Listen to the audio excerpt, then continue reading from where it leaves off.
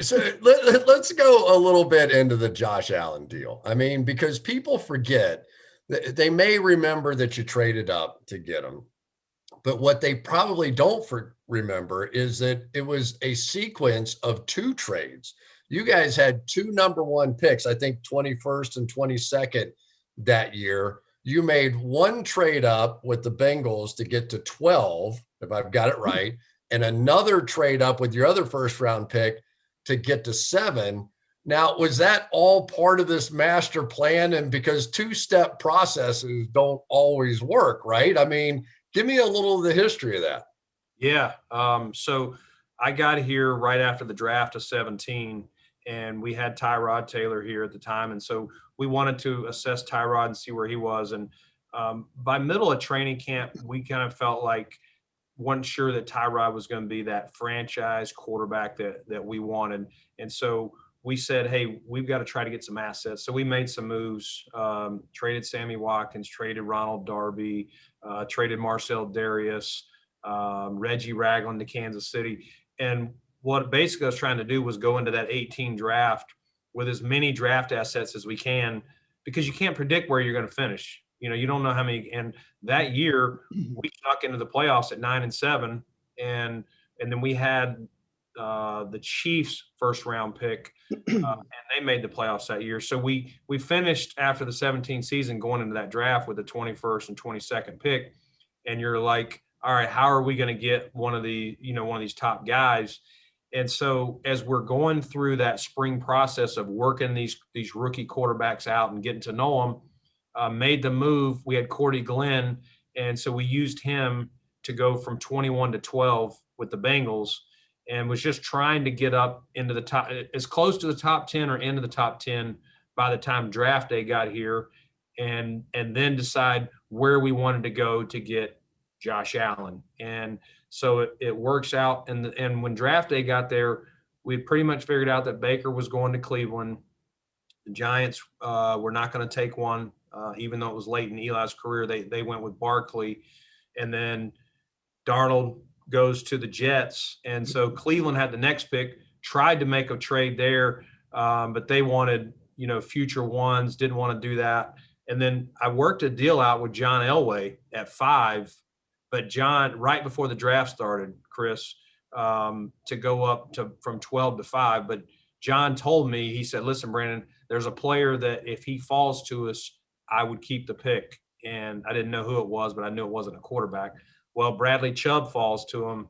So as soon as he's on the clock, he calls me and says, hey, Brandon, Chubb was the guy we were after. So in the meantime, I've had Joe Shane, my assistant GM, and a couple of guys working other teams. Well, got on with Jason Light, and Jason and I went back and forth. We hung up one time, called him back because Indy was 6 and Ballard was taking Quentin Nelson. He was like, I'm not moving.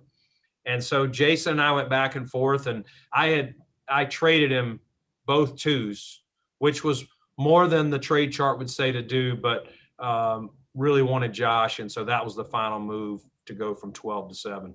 Yeah, he's such a nice young man. I mean, right?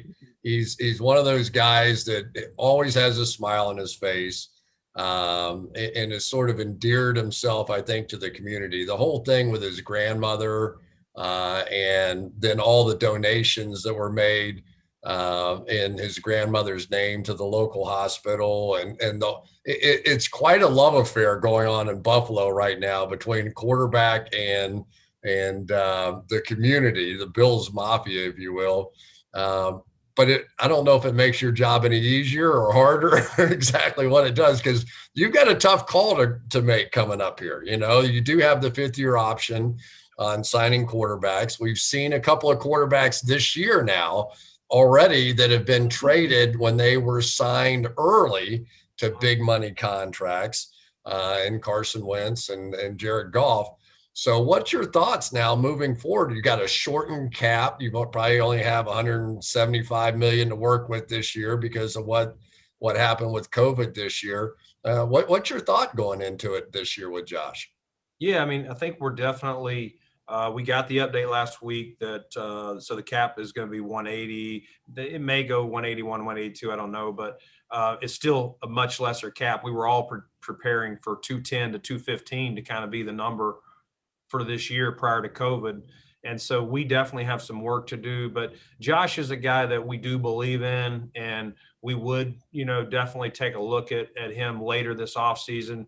Right now we'll focus on our upcoming free agents plus anybody we want to add, and then the draft. And generally, what I've done here is look at guys to extend once we get through the draft, see what our money is like, see how we could structure it to fit not only this year, but the years beyond. And I think one of the things that I'm going to want to look at is what are things looking like for this year? Let's say in May, does it look like we're going to have 75% in the stands, 100% in the stands, and just try and see if we can predict what next year's cap's going to be based on a new TV deal, fans in the stands, just to know how we would structure his deal if we were to do something this year.